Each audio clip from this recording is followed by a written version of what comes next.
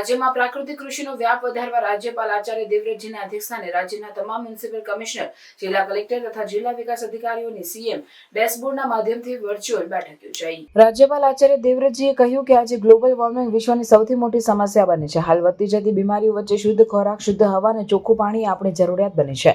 લોકોનું સ્વાસ્થ્ય અને પ્રકૃતિનું રક્ષણ કરવાનો એકમાત્ર ઉપાય છે।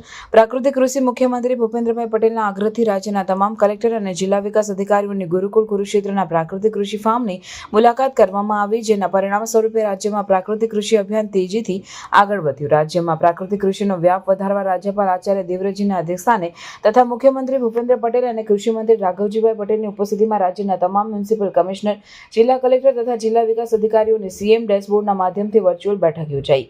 આ તકે જૈવિક, ઓર્ગેનિક ખેતી અને પ્રાકૃતિક ખેતી તદ્દન અલગ છે તેમ જણાવી રાજ્યપાલે કહ્યું કે ઓર્ગેનિક ખેતીમાં ખર્ચ ઘટતો નથી, મહેનત ઓછી થતી નથી તથા ઉત્પાદન પણ વધતું નથી, જ્યારે પ્રાકૃતિક કૃષિમાં ઓછા ખર્ચે વધુ ઉત્પાદન મેળવી શકાય છે અને સ્વાસ્થ્યપ્રદ ઉત્પાદન મળે છે।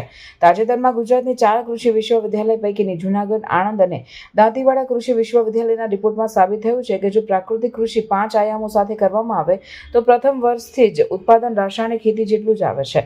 રાસાયણિક ખેતીમાં ખર્ચ વધુ થાય છે, જ્યારે પ્રાકૃતિક કૃષિમાં નહિવત ખર્ચ થવાથી ખેડૂતોને વધુ લાભ થાય છે। પ્રધાનમંત્રી નરેન્દ્રભાઈ મોદીએ પ્રાકૃતિક કૃષિનો સમગ્ર દેશમાં વ્યાપ વધારવા માટે રાષ્ટ્રીય પ્રાકૃતિક કૃષિ મિશન શરૂ કર્યું છે, ત્યારે આપણા સૌની જવાબદારી બને છે કે આપણે આ મિશન થકી વધુમાં વધુ ખેડૂતો પ્રાકૃતિક કૃષિ અપનાવે તેવા પ્રયાસો કરીએ। જિલ્લા કક્ષાએ તમામ મ્યુનિસિપલ કમિશનર, જિલ્લા કલેક્ટર અને જિલ્લા વિકાસ અધિકારીઓ પ્રાકૃતિક કૃષિ કરતા ખેડૂતોને પ્રોત્સાહન મળે તે માટેના વધુમાં વધુ વેચાણ માર્કેટ ઊભા કરે તેવી અપીલ રાજ્યપાલે કરી હતી।